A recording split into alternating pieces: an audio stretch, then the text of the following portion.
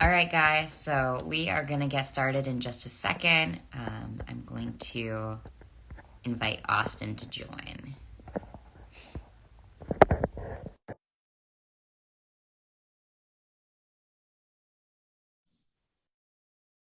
Okay, hopefully I did this right. I swear every time I do a live, I can't remember how to invite. Can you guys hear me for those of you that are on here right now? I have my headphones in. It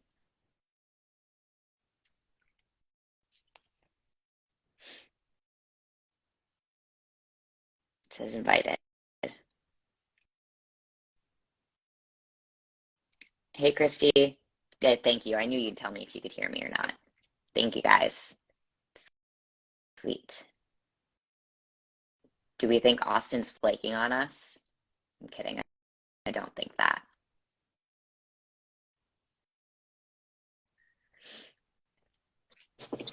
Oh, there we go. Hey, let me turn this around. Nice lamp. There we go. How's it going?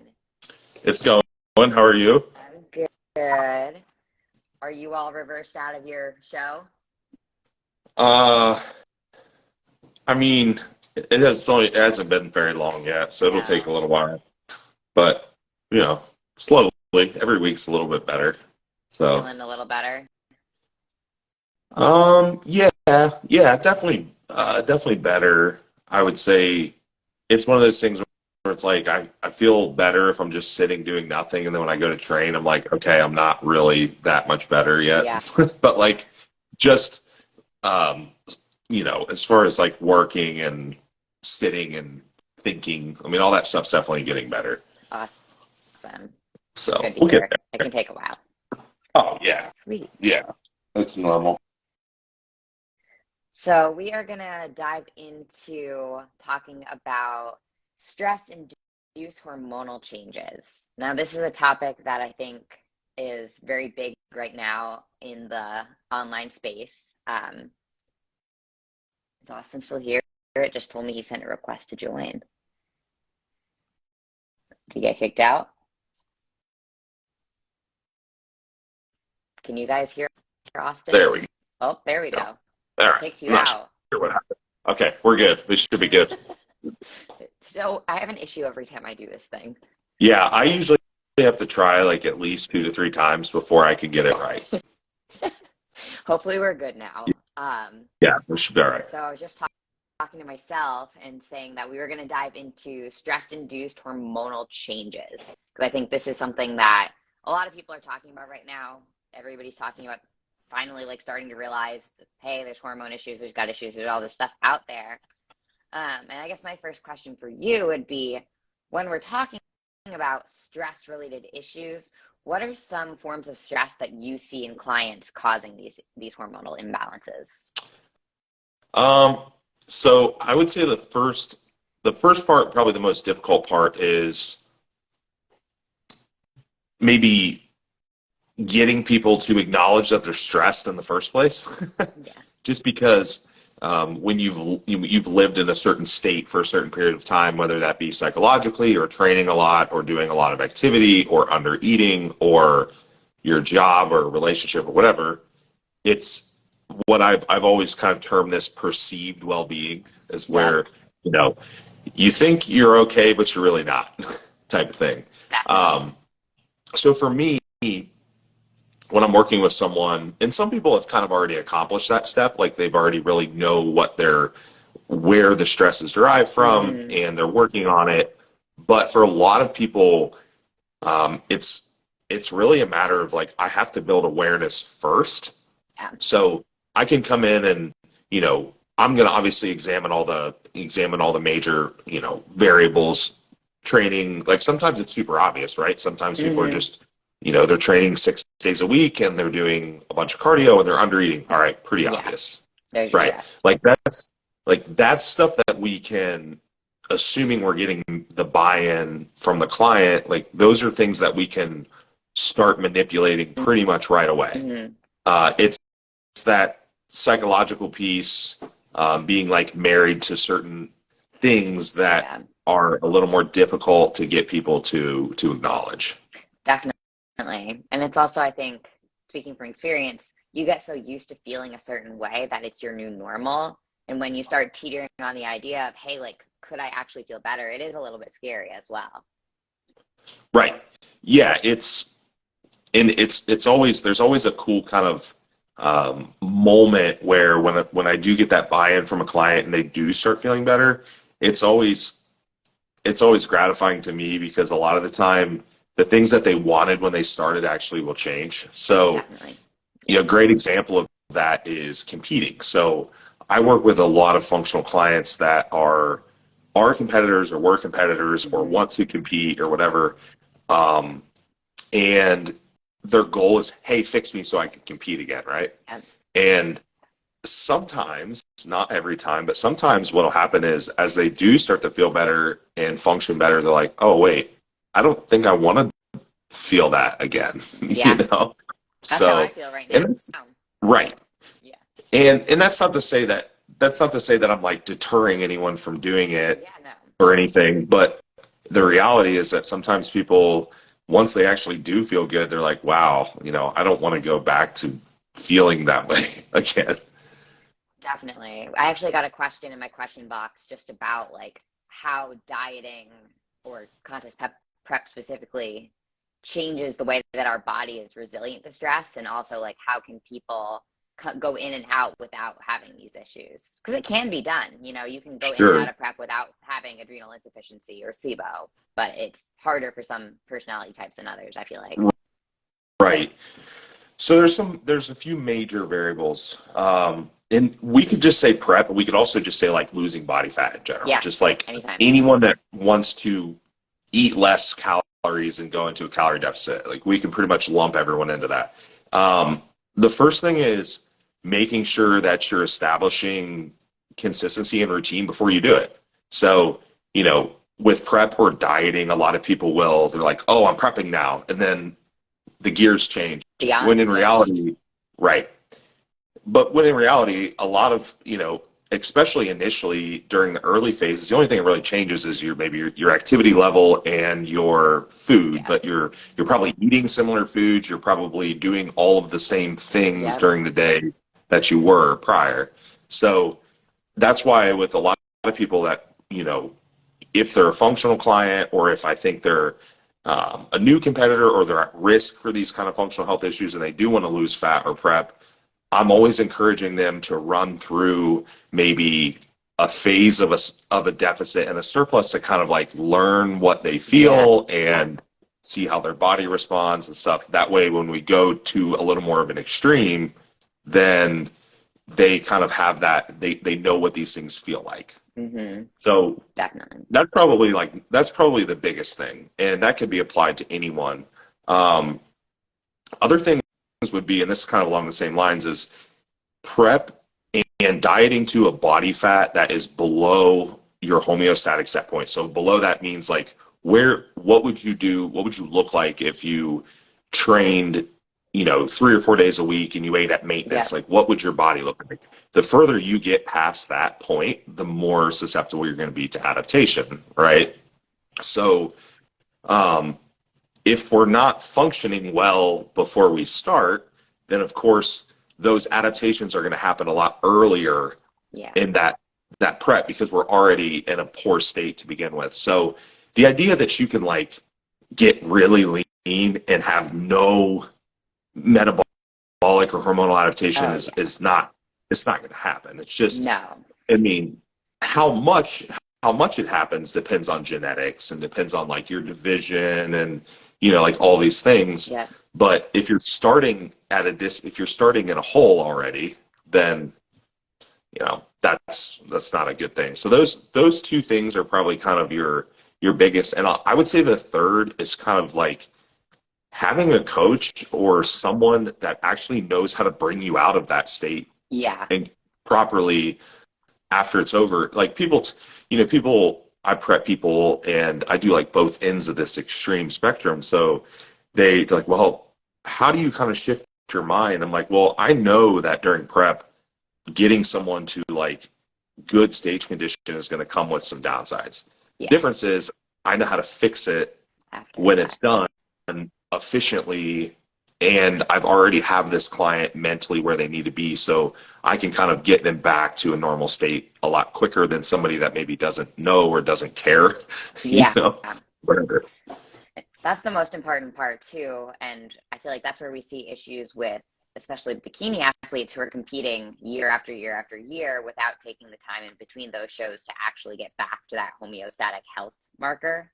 Like I've Right. had like Yeah. three consults in the last month that were all athletes, females, and we did GI maps and stuff, and every single one of them had SIBO or Candida, which Right. obviously, there's other variables, your stress bucket, all of that, but the lifestyle Yeah. can be stressful.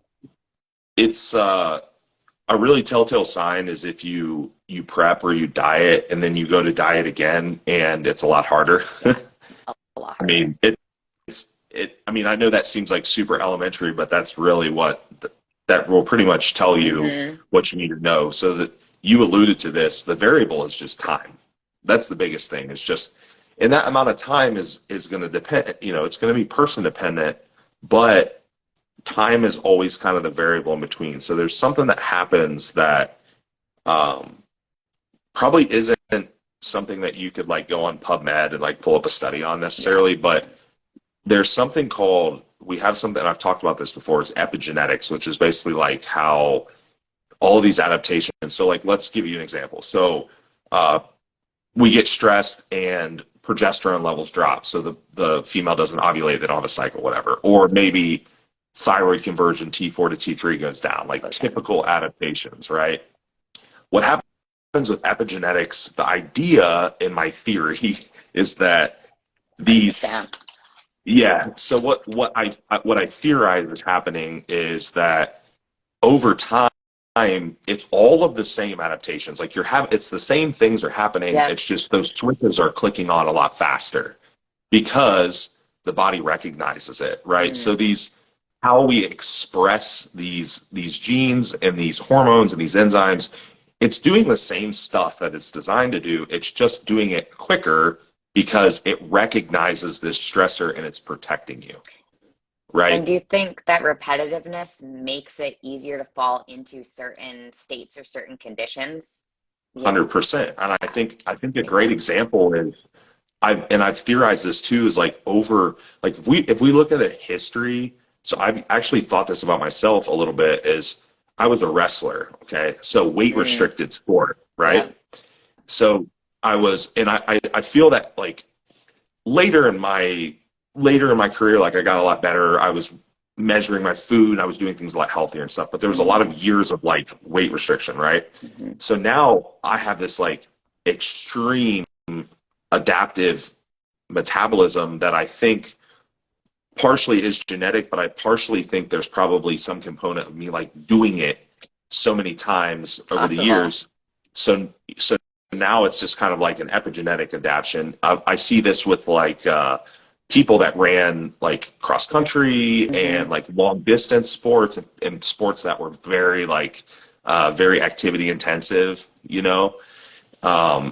So I think the epigenetics probably plays into it a little bit over time. And can you explain to everyone what you mean by an adaptive metabolism in case they're not sure? Yeah, so that term is the way, that's probably not a very scientific term, but really what that would be is like somebody that would adapt very quickly. So adaptive would mean like they adapt probably on both ends of the spectrum even. So like myself, I eat a lot of food and have low activity and don't really get fat. Whereas like, and then I basically have to eat nothing and do a lot of activity to get stage weight, right? So genetics obviously play into that huge, and there's a lot of other things. Like if you look at the strictly science-based community, there's some things like you do become cardio adaptive. So if I walk 10,000 steps now and I've done it for 6 months, I'm going to burn less walking 10,000 steps in 6 months than I do now because you adapt. Plus I weigh less, so I'm moving less, like you're adapting for another reason. Right, through space, right? So I mean there's a lot of things that go into that, but some people are definitely adaptive, and I think there's probably like ethnicity even plays into it a little bit. Yeah. I think there's probably like an ethnic component if we like really compiled a lot of different different like heritages and ethnic and cultural things, and we could probably find some patterns I believe between, it.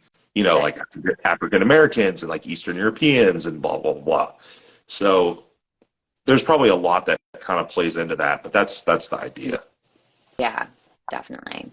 And you mentioned this a little bit as far as like when you're trying to create a deficit, you're trying to move more, you're training more. So what about your advice for somebody that is wanting to lift heavy and have intensity in their training, but they're dealing with hormonal imbalances? This is a question I got, and she mentioned that she hasn't had a period for a couple of years. So I just did a live with Sonia, my coach on my team, Sonia, I think I about, saw part of that. so whoever asked that question, that's a really good one to watch, because literally the whole live was about like how you would structure cardio and training and stuff around functional health. But probably the biggest thing is your proximity to failure when you're talking about that. So yes, the amount of volume and stuff is going to matter, but the actual, like, how much you're pushing your nervous system. So the thought would be that I want people to train. Like, I don't want to have to pull anyone out of the gym, and I don't want to have to do that. But I definitely don't want them to be going in and doing like heavy hip hinging movements like squats and deadlifts and stuff, and just smashing their nervous system. So if we are programming heavier movements, maybe those things have to be a lower proximity to failure versus like you could probably do like a side lateral raise for your delts or like a bicep curl and probably get away with pushing. Right. You could probably push yourself a little bit more, and it's probably gonna be less taxing. Yeah. So those would be a couple things to think about. Like, what's the like return on investment for the movement? Because, and how strong are you? Because for me, like, if I am doing 5 plates a side on RDL, like by the time I unrack it and walk back with it, I'm like shaking already. Right. Like, I'm trying to get the weight into place to even like do the reps, and then I got to get it back into the rack, So for me, and even some advanced people, sometimes doing movements that are more braced and focused are beneficial. So like, I do that a lot more the later I get into my career and bigger, stronger, whatever. Like, I'm probably going to get more actual like muscle breakdown and more muscle activation and less CNS fatigue from doing something, from doing like a hack squat or a pendulum squat or something where I'm braced versus a free weight barbell squat. Totally. That's a lot more taxing and less worth it at that point. Right. So I'm going to get more with less downside. That's a good way Is to kind put of the it. idea. So I think for bodybuilding, for physique enhancement especially, you can't, if you're advanced or getting more advanced or have functional health issues, you just can't get married to like feeling like you have to do certain things, certain movements. Or even certain volume, certain amount of days and stuff like that, because it can change. And based on where your body is at internally, you're going to benefit more from possibly training 3 days instead of your typical 4 and see more body comp in that time. So I agree with that. I try to keep training in, but I'll often drive intensity through something else, be that tempo or, like you said, more of those movements that we can push a little bit harder. So I'll definitely share that live as well with you and Sonia, because that sounds awesome. Okay, cool. Another question that I got, and this one is more of a lifestyle one. So stress management tips for a mom that just had a newborn baby. I messaged her just to ask a couple more questions, and she mentioned she tries to do all the things that she used to do, but obviously there's no time for herself. So it's a lot different. So it's so funny that you asked that, because did you see the live I'm doing tomorrow? No. Well, I saw you post, but I don't remember. Is managing your fitness goals for new moms.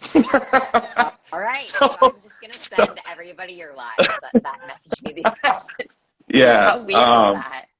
Yeah, that's funny. So it's really what it boils down to. Oh, we got a visitor. Let me just look at them. Oh, We have a couple oh of few visitors. gosh. There they are. I Um, love how you have orange cats too. yeah, well, the orange are the best, Yes. and so really, it's just a total. It's looking at that total stress bucket. You use that word stress bucket. So what does that mean? That means like that is the accumulation of your life and your job and your training and your cardio and your diet and all of those things and your mental state. Mm-hmm. And you now have less of that stress bucket to allocate towards activity because you're not sleeping, your baby's waking you up, you're doing all these things. So you just said this a minute ago. It's like you're probably actually going to get better results and benefit from potentially doing less Yeah. training because you're not going to overfill that bucket. So I think with like what I'm dealing with like a new parent, and sometimes it's dads too, moms and dads, Yeah. depending is um, initially I am going to maybe reduce the amount of training by, I might drop it by like 25% or something, and then I give it a week or two, and I'm going to see. I'm Yeah. going to see, can they recover from this? What is their sleep? Because we don't really know because Every it's a baby's new different. thing, Yeah. right? So maybe we'll reduce it by that much, and then we'll see, are they recovering? What is their energy?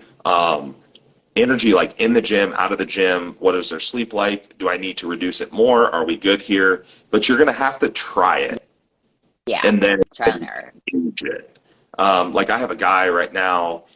His wife is not my client, but he is, and they just had a kid, and that's basically what we did. And I found that about 2 weeks in, I had a couple updates from him. So I'm like, okay, well, I think that we actually need to reduce this slightly more Yep. because it was just still a bit too much. We dropped it down a little bit more, and he was fine.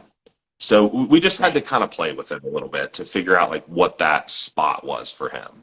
Definitely. And also just accepting, like you said earlier, that you may not be able to do as much as you used to do, or some weeks might look different than others based on obviously life. So, Yeah, 100%. Yeah. So you have to, and I would think like two is like maybe even just completely reevaluating your goal during that period while the baby yeah. is younger. Maybe like this guy, we were losing fat all the way up until the baby came, and then we obviously had to make the tough decision of like, all right, well, this isn't the best time for us to try to lose more fat. Mm-hmm. So we need to come out of that deficit for the time being until we figure out like what your body's going to be like and stress levels and stuff. And then we can revisit that later. But that's the reality of it. It's just like Yeah. anything though. Like it could be anything. Like I have people that are clients and they're in school and they're going into like a law program or something, Oh, yeah. or Crazy. something like super intensive, right? And Mm-hmm. we might have to change their goal for a little bit, you Yeah. know? That's just the reality of it. Yeah, totally. And it's also remembering that if you're working with a coach and you're doing the right things now, you're pretty much always going to have the ability to change your goal and to get to that next step if you keep taking care of yourself. 100%, yeah. And I mean, like, I would much rather take the first couple months or so of the baby coming and figure out like what their normal is going to be like, and kind of reset them during that period rather than dig this giant hole that we have to try to like Yeah, come out of later, you know? totally. Minimum effective dose of what's going to keep them feeling productive for themselves and also, on track for the overarching long-term goal. 100%. Yep. Awesome. So I actually got a lot of questions for this. I really didn't even ask you many of the questions that I wrote down. Okay. They were just like guiding the convo. But um, somebody asks how to deal with and get out of they wrote adrenal fatigue, but adrenal insufficiency. And I did ask some questions. They did not test, but they are going off of how they feel, thinking they have low cortisol after contest prep, low blood sugar, other symptoms of the two. Okay. So without testing, let's say we're like putting supplementation, everything we're Tricky. just putting all that kind of off to the side. recovering from low versus a high cortisol is really the same thing. It's really just the fact that for most people, what generally happens is cortisol is going to go high first as a response to stress and our body trying to cope. And then eventually we can't keep up with demand, the adrenals get burned out, et cetera, and we drop. So it's not that it's a lot different. It's just that low is generally more like a chronic, something that's probably taken longer to occur. So fixing it is not a whole lot different in the sense that it's still stress reduction. It just maybe takes more time to fix.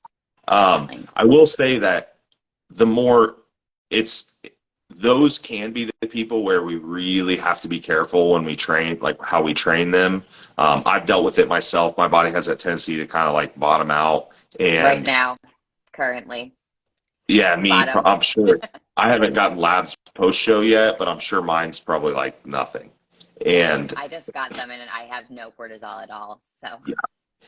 So that's a case where if I feel like you're going to get different opinions, but if you're in a pretty good mental state and you're pretty in tune and honest with yourself, I can leave most people in the gym. It's just a fact of like, I'm probably going to do mostly what I would call metabolic type training, which is going to be pretty low proximity to failure, like no multi-joint movements. We're talking like supersets and stuff like cables, dumbbells, things like that. Yep, move. It feels good because it feels like you're doing something. You know, you're getting the burn, you're getting a little bit of blood flow, but it's not going to tax your nervous system, and you can continue to recover. So, if you're still training, that's kind of what you need to probably focus on, training wise, and then of course, the rest of it's going to boil down to the other 80% of your day, which is, sleep, calorie intake. So adrenals are very much circadian based, right? Like we have a rhythm. We're supposed to come up in the morning. We're supposed to drop as the day goes on, and we should sleep, et cetera. So I'm really, really harping on people sleep and wake times, trying to keep the sleep, right, light exposure. Like I know when I had my first bout of that, this was back when like Dutch tests first came out. All right. And you got one? So my doctor, awesome guy. I've actually still have him. I've had the same doctor for like 10 years, but he had the pamphlet in his office. It was brand new. Like they brought it into him. Right. And he goes, "Hey, I want you to try this." So we tried it. I've told this story, I think, but we tried it. And so if anyone's seen a Dutch test, it basically has the cortisol graph is like a line graph, and it shows you what it should look like. There's like, example lines of where you should be within these two lines. My red line was touching the bottom of the graph all the way across. Jeez, yeah. So there's nothing.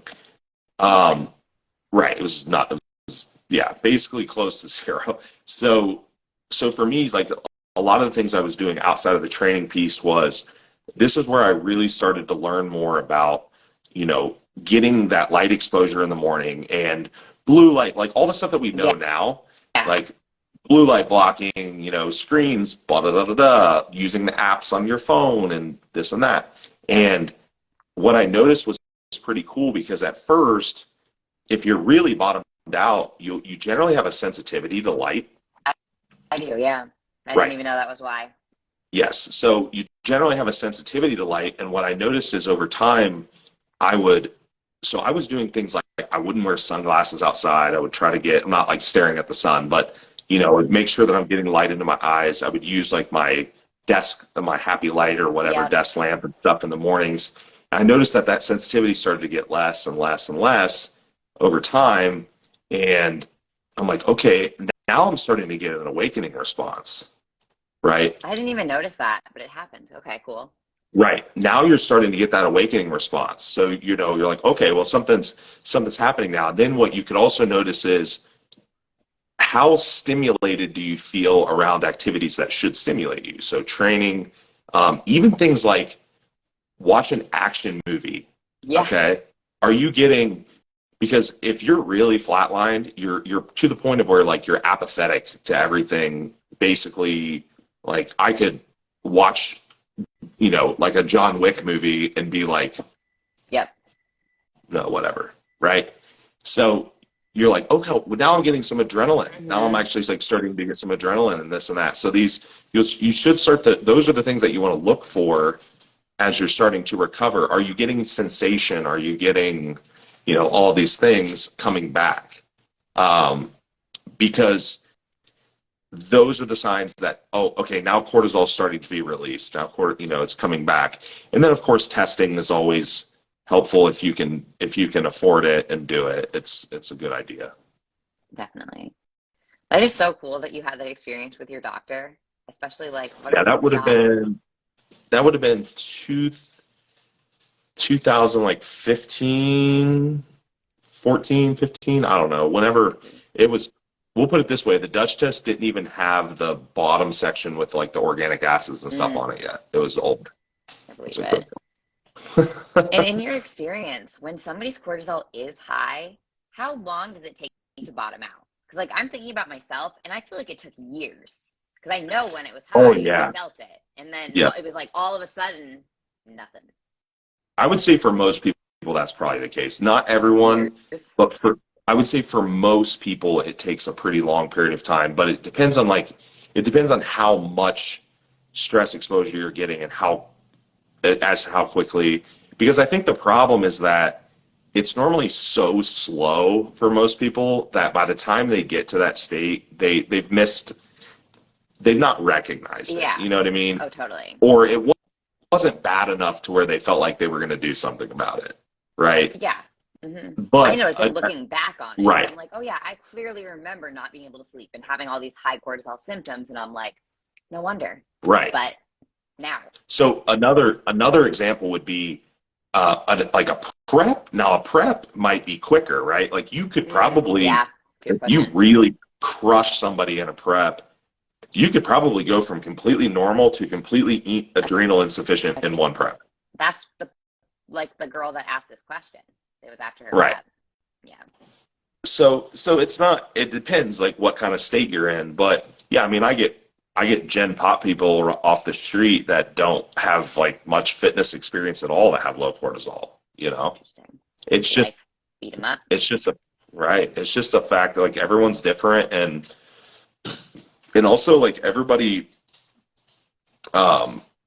handles things differently. And like I said, I think it's just hard to recognize until it's pretty far along.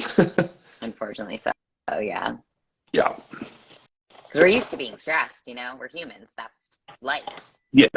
Well, and it's perception too. The funny thing is now, I mean, I still have periods where, I'll draw labs. I'm like, yep, we need to back off a little bit, whatever. But I can do double the amount of things on a daily basis and be less stressed than I did doing half the amount prior because my perception to things is better. So I tell people a great example is like, have you ever met someone that has a really bad life? So like you look at their life and like, man, you've got a lot of unfortunate things, a lot of bad luck, whatever, but they're happy people generally. Yeah. That's perception, right? So you got to figure like what kind of state did they start in? It's like taking a person that was born rich and then stripping everything away from them versus like taking someone that was born with no money and then giving them money. You're going to have two different rich people. Very different, yeah. So it's their perception. Right. It's all perception. You got to think of like, where did you start and how did you get there? And perception to your environment is the biggest thing, because I think that I posted a quote the other day. It was something like, it was a long quote, but it was something like, nothing is as chaotic as it seems. And that's kind of true, because some people just do, for various reasons, just do a better job handling more stuff. Yeah. And the internal dialogue is different. The overwhelm level is different. Because training because at the end of the day, like training's definitely a stressor. Yeah, you could train yourself into the ground, but for the amount, what most people are doing training wise, it's probably not the biggest factor. It's just that we manipulate that as coaches because it's the easiest thing to change. It is. That and diet. I can't change your thought pattern that easily Right. anyway, you know? That stuff is like things that we can remind clients of and reinforce, but it takes so much longer to change. Time, maybe therapy, journaling, Yeah. all the things. And you can't, and the problem with that stuff with people is they can't quantify it. There's not a number or like a thing, right? It's not like with training, I'm like, all right, do this, eat this, eat that. Whereas with, stress, it's invisible, so it's hard to quantify. It is. And that honestly answered my last question of, why are some people more susceptible and how do we prevent them? So moral of the story, it's all about how you handle your stress and what you have in your bucket. So one thing I do with people, I've used this, and this is super easy because some people like journaling and things like that. Some people don't do good with like really in-depth journaling, like writing out their thoughts and stuff. So I make it real, and some people are like more numbers people. So I'll make it simple. I'll just say, all right, well, do me a favor. I said, take a piece of paper, your phone, whatever, make a tally mark every time that you feel frustrated or like a rise in tension or stress during the week. How many tally marks? I said, just let me know in your next. I don't need an in-depth explanation. I'm just like, let me know how many tally marks you got. They're like, well, I got 50. I'm like, okay. So this week, every time you get presented with that, take 5 seconds, think about, is this going to affect me 5 minutes from now or 10 or tomorrow or whatever, and see if you can knock that down to 40 tally marks. And then eventually you start realizing that most of those things are pretty insignificant. Okay. Yeah, they're not as big of a deal as we seem to think. Most of the time, the stress that affects people is not events in their life. Like, we have big events, death of a family member, a job thing, a relationship, but those things are very spread out in our life generally. And while they might be pretty traumatic for a short period of time, it's really the stuff that's like the water dripping on your forehead every day that you don't see. That's why you get adrenal insufficiency. Definitely. It adds up. It's not the big stuff, because you can see the big stuff. It's all the little things that you are completely ignoring on a daily basis that are like accumulate, and then next thing you know, there you go. You're dug in a hole. Yeah. I really like that tally thing, especially because I think a lot of times we can't make sense of the way that we're feeling. But if you're just making that little mark when you feel some sort of discomfort, whether it's tension, whatever it is, like you said, it brings awareness to that feeling. So then you can start to backtrack. Well, why is this happening? And really be able to look internally. I'm definitely going to use that personally with clients. It does two things. It's super easy. It does two things. One, you have a number, you have something to look at. And two, you're now building awareness that you didn't have prior. So it's super, super easy. Awesome. Well, awesome. I know we have to wrap up here in a second. I'm just double checking our question box thingy, and we have answered them all. So, any final words? Man, I tell you, if there's one thing to take away, if you can build awareness just based on some of the tips and stuff we talked about, I mean, you'll solve at least 3/4 of your problems. Maybe before they even start. Yeah, I mean, I really want people to fix, I'm here to help people fix things, but ultimately I don't want to just Band-Aid stuff. Like, I want people to have lasting results. Definitely. Sweet.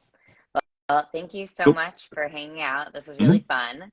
And if you guys have questions after the fact, you know where to find us, or comment them below. Alrighty. Have a good rest of your night. Yeah, you too. Bye, guys. Bye-bye.